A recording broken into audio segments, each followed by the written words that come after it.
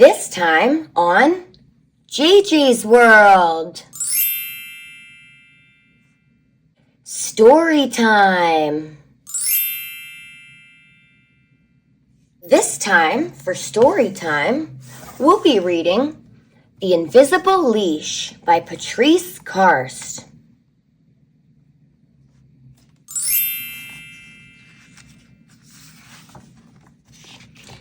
The Invisible Leash.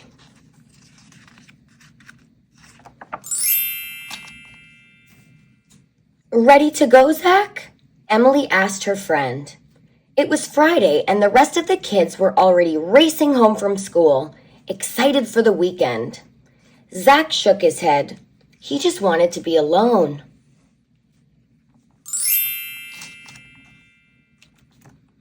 Okay, but let's hang out at the treehouse later, Emily said, leaving him at his desk. The only thoughts in Zach's mind were of JoJo, as he slung his heavy backpack over his shoulder and slowly headed home. This weekend, JoJo wouldn't be there.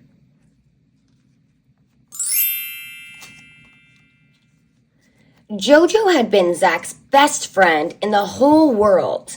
They played frisbee on the weekends. Together, they hiked the hills and trails near Zach's house.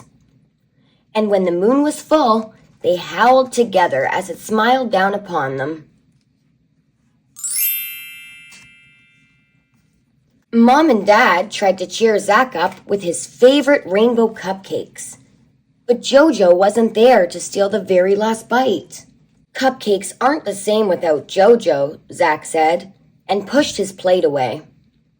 We'll adopt another dog as soon as you're ready, buddy, Dad reassured him. But Zach wasn't interested. No other dog, Dad, never. I just want JoJo back. Zach stomped off, and when his bedroom door slammed, it shook the whole house with sad. Before dinner, Emily came by to see if Zach could play. Hey, what's wrong, Zach? Why didn't you meet me at the treehouse? Come over. Emily tugged playfully at Zach's arm, and they began to wind their way through the neighborhood.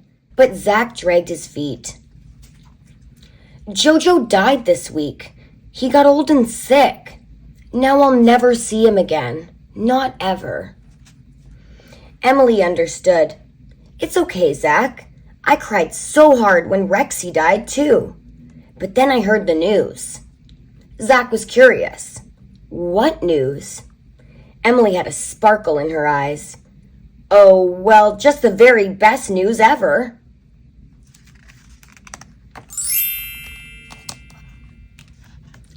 Rexy and I will always be connected, Emily continued, just like you and JoJo. Huh? Zach blinked. That makes no sense. How can you be connected to someone that's gone? Emily held out her hands. Because they're not all the way gone. See? Zach squinted and stared, but he only saw the air. Are you playing a trick on me? Because I can't see a thing. I know, but the invisible leash is the realest thing in the whole wide world, Zach. When our pets aren't here anymore, an invisible leash connects our hearts to each other forever. Zach folded his arms across his chest. I only believe in things I can see. A sudden gust of warm breeze blew right through Emily's hair. And she laughed. But Zach, don't you believe in the wind? Even if you can't see the invisible leash, you can feel it. That's what we found out the night that Rexy died. Zach was getting annoyed. There is no such thing as an invisible leash. Grandpa said his grandpa told him about the leash when he was a little boy and his dog Louie died. He said it stretches to this place beyond where our eyes can see, all the way to where our pets have gone.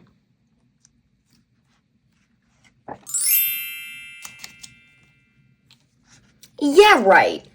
That's totally impossible. Zach laughed, even though nothing felt funny. None of this seemed like it could be real, but oh, how he wished it could be. How could Rexy have an invisible leash? She's a cat. You never walked her on a leash. Not when she was alive, but she has an invisible leash now, just like my sister's bird, Cuckoo, and my brother's hamster, Fred. Well, Jojo didn't really like his leash. He loved running free. Zach figured he'd stumped Emily this time, but she still had an answer. It's not a leash that ties our bodies. It's a leash that connects our hearts. When you love an animal and they love you back, that gives the invisible leash the magic power of infinity to stretch from here all the way to the beyond. Zach wanted to know more. Where exactly is the beyond? Do you mean like another planet way out in space? There and everywhere, answered Emily. Grandpa says the beyond can even be all around us. He said that we'd spend the rest of our lives learning that we feel the most important and truest things in the world in our hearts and don't need to see them with our eyes. That's what it means to believe. I wish I could believe, Emily. I wish that so much.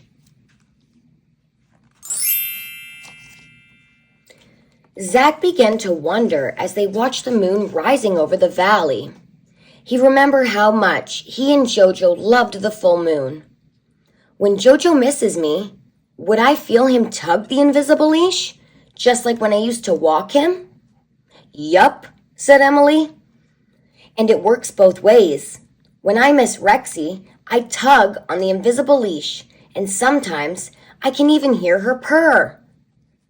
For real? Asked Zach, looking his friend in the eye. For very real, answered Emily. And when she added, cross my heart, Zach knew how much she meant it.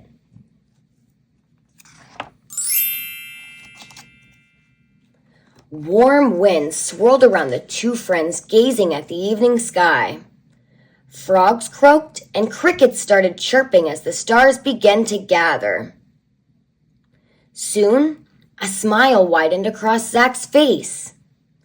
Emily, what if Jojo and Rexy have been looking at the very same moon we're looking at? So they're with us right now? Oh, Zach, she jumped up. I never thought of that before. The very same moon. Now I feel Rexy tugging her invisible leash this exact second.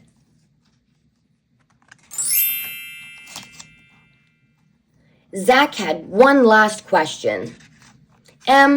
What does an invisible tug feel like? Like love, said Emily.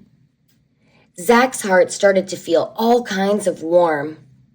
Well, I think maybe I can feel Jojo tugging me from the beyond. Right now? Asked Emily. Very right now, answered Zach. They sat there for a long time with no words. Then, when it was time for dinner, they hugged goodbye, and the moon lit up Zach's pathway home.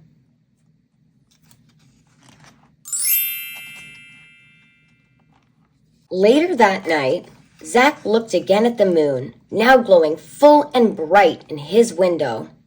He was almost positive that he could hear the sound of Jojo beginning to howl, just like he used to. And so, he joined in. When they were done, Zach saw Jojo's sparkling brown eyes looking deeply into his. This did not feel like any dream. This felt real. And for the first time since Jojo died, Zach fell asleep happy.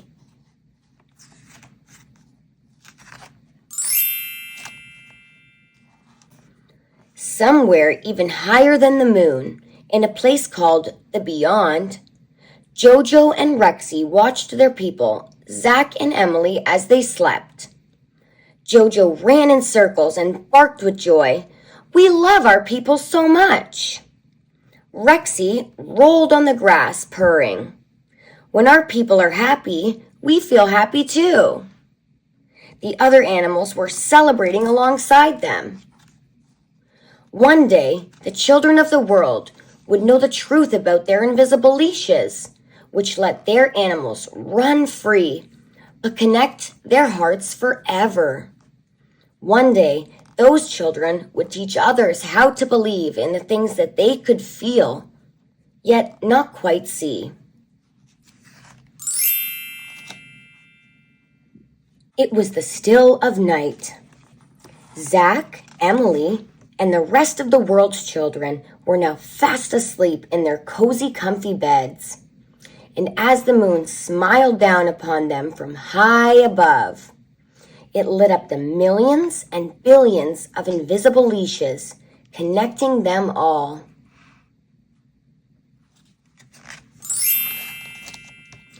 And that's the end. That was The Invisible Leash by Patrice Karst. Thanks so much for joining us for another story time. Thanks for watching. Make sure to like, share, and subscribe so you don't miss another story time in JJ's World.